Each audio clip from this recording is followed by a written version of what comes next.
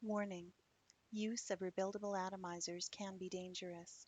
No one involved with the making of this video will be held liable for any damages that may occur during the use of any build. Please understand the limit of your battery, device, and atomizer. Stay within the limits and leave yourself a safety margin. Building too low may harm some devices, atomizers, or batteries. Attempt at your own risk.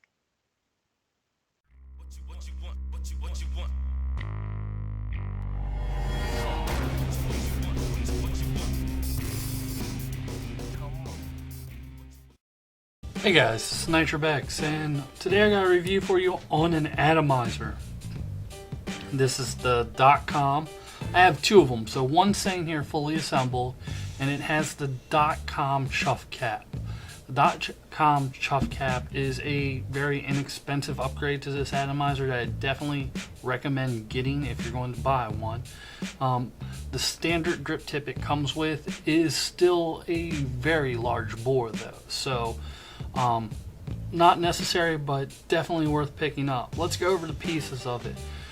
What you have here is you have the build deck. Now the build deck on this thing has a massive juice well. It has extremely high posts on it and extremely large post holes. It does use a flat tip screwdriver to tighten down. You have the inner body of the cap, and it does have selections for both dual coil mode, so you can open up on both sides, or single coil mode. Alright.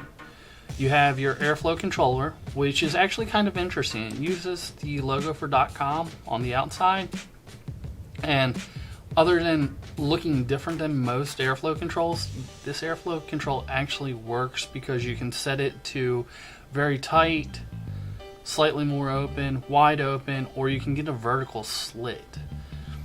Okay, you have your top collar.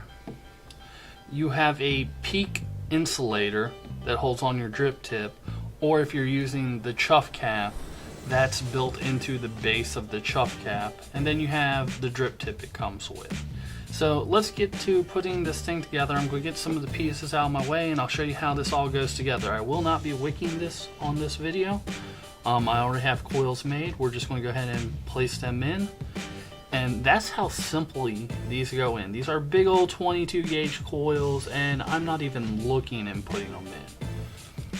Now, what's really nice is even though they have such a large post hole on this, it will lock down on as little as 30 gauge wire. That's the smallest I've tried. I went ahead and wrapped the coil in 30 gauge, seeing if I could split the wire in half just by over tightening. The tie downs on this are absolutely awesome. So we're going to move my legs out of the way here, and we're going to get these coils where I want them. These are Coil Master coils.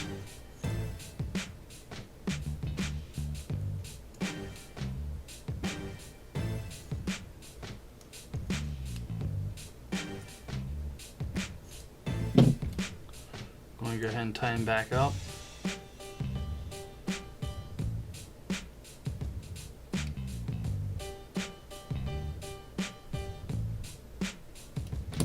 As you see, I can tighten down on this pretty snugly without fear of breaking the wire. I was able to do that on 30 gauge too. Like, I tried to break the wire with the tie downs and it did not work. So we got our coils in there. Let's go ahead and pull them up and we'll get them cut off. I'm just lifting the coils right now.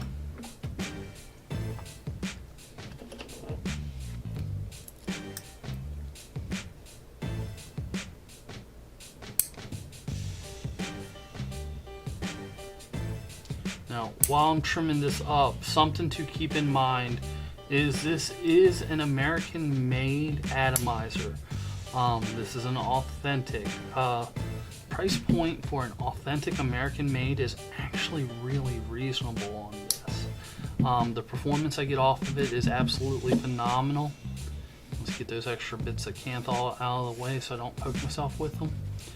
And as you see, I'll be able to wick this very easily. This is holding some massive 4mm coils in it. It is built up extremely high. So that would be the build in there. Now, to assemble the top cap, we're going to take and put the airflow control ring on and simply slide it down like that.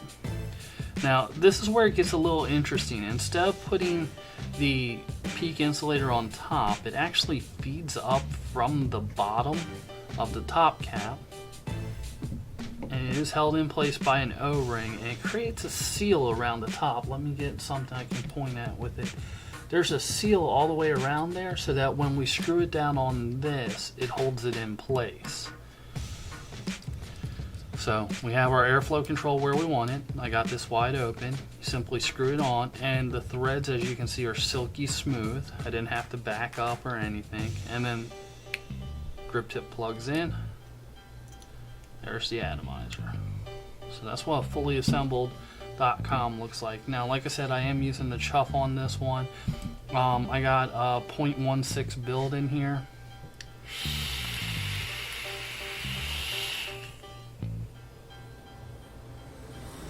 Absolute whiteout conditions.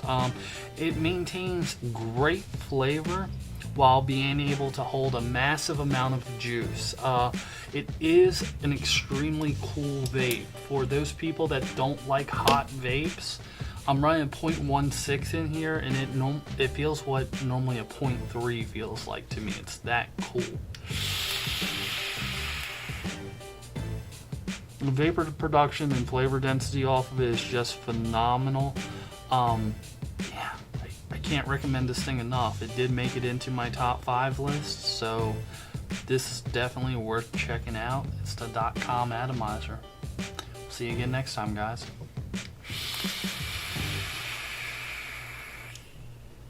What you want?